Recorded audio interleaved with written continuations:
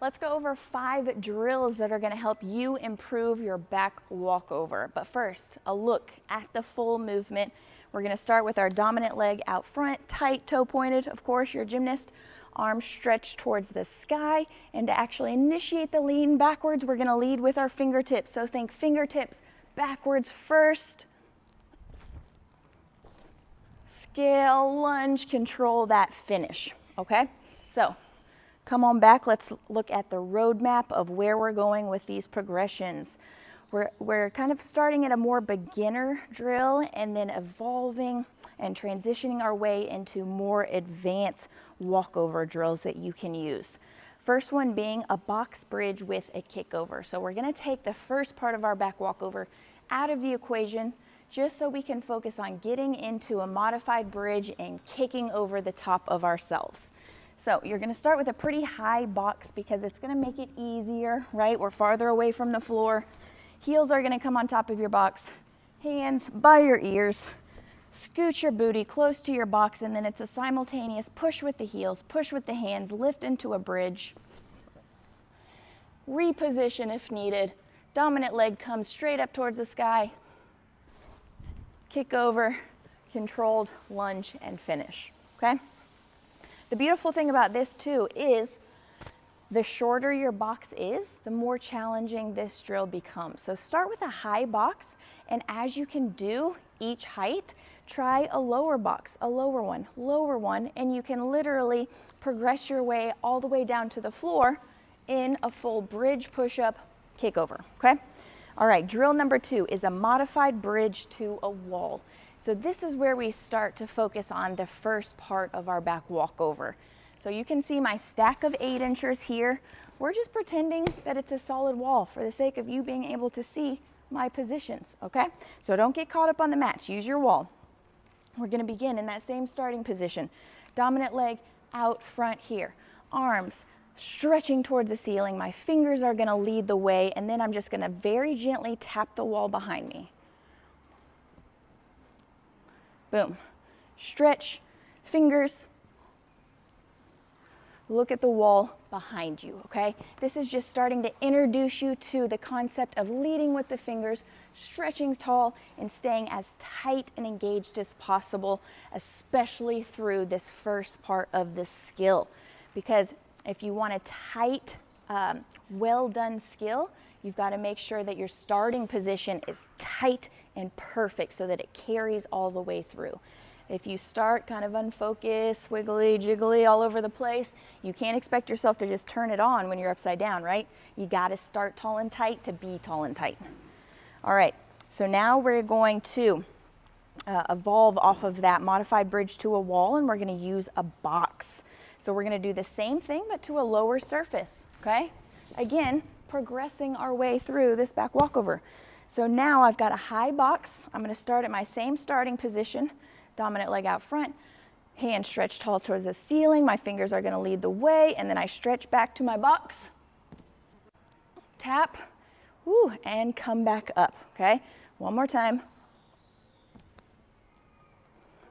Yeah, and come back up. It's definitely going to challenge your shoulder, your upper body, your thoracic spine mobility, and really show you if you have enough flexibility in the upper body to be able to do a successful back walkover or bridge, or B, maybe you need to spend some time getting a little bit more flexible in your shoulders, in your upper body before attempting this skill, right? Definitely.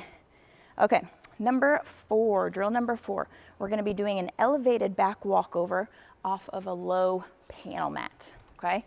So we have focused on the kickover part with progression 1. We focused on the starting position and initiating that back lean to a bridge with progressions 2 and 3. And now we're going to go back into the full back walkover, but off of an elevated surface, okay?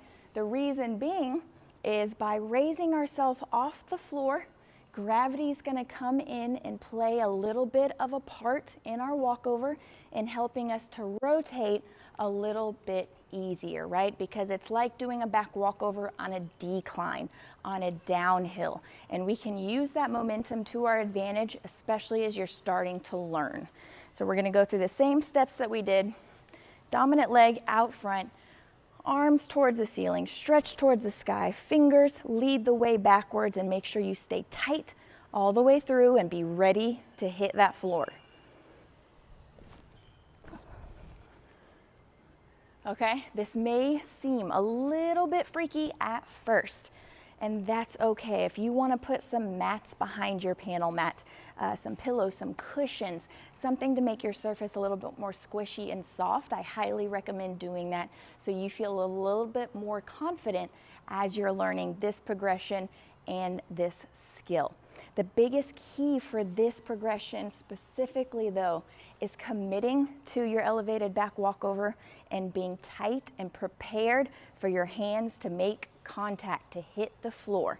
Because a lot of newer athletes, when they try this for the first time, they tend to freak out a little bit mid walkover, and then they hit the floor and then everything collapses and now you've fallen, right? Nobody wants to fall. I definitely don't want you to fall.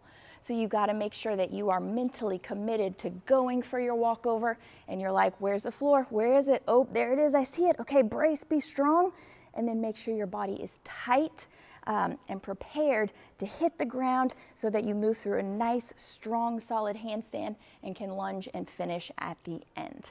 Okay, so one more time. Tall, tight. I am committed to going for my full walkover. I'm prepared to hit the floor. I lead with my fingers. Boom, and then we've got a successful elevated back walkover. All right, last but not least, when you feel confident on our elevated surface, our little panel mat, guess what? You can unfold that panel mat to be a little bit shorter. Do a back walkover there. Then unfold it again once you can do it a little bit shorter so you can do a back walkover there. And eventually you're gonna make your way all the way down to floor level, so we're doing the full skill.